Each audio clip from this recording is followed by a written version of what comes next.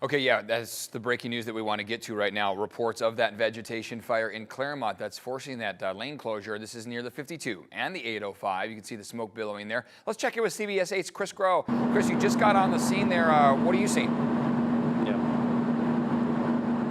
So the good news is that forward rate of spread, that has pretty much been contained. You can see the amount of smoke there, that white smoke, and no flames. That's the good sign right now. But what was sort of a bit of a difficulty for firefighters, of course, was just how deep into this dry brush. We're just here on the on-ramp to the 805 south from the 52. I want to bring in Battalion Chief Flores. You guys got to this one pretty quickly. What went into making sure it didn't spread? Because this brush right here, super dry.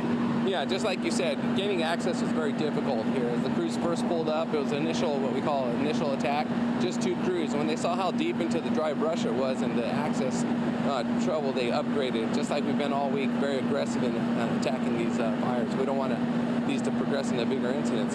So we utilized our Copter 3. They came in, gave 2 water drops early to knock out kind of take the punch out of the fire and give our firefighters time to access and get to the seat of the fire and knock it down. How key was it that the wind is not super heavy right now? Absolutely. The wind was not a factor in this. It was a very slow rate of spread. It was very concentrated in one area.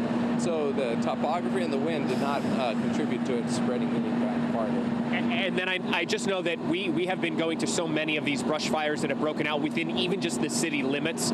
How have you guys been, just in terms of morale and then also communication? You mentioned getting to this quickly and aggressively. It takes a lot of teamwork.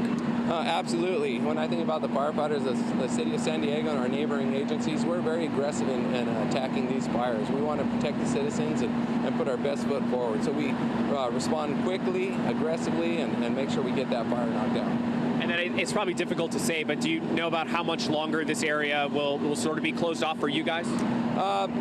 We're probably about another half hour to maybe an hour. Some of the overhaul that we're doing back there is just cleaning up, making sure that we don't have to come back later on. We want to make sure this fire is out completely. Battalion Chief, thank you so much for your help today. And again, that quick work there by San Diego Fire to make sure that, of course, again, you look at this dry brush. It's just all within where we are right now. But then you got to imagine how deep inside of this sort of canyon, this brush area that this actually happened. It had a lot of fuel there potentially, but thankfully because of those 2 water drops, that aggressive attack, that first attack, able to get this pretty much underfoot here really quickly.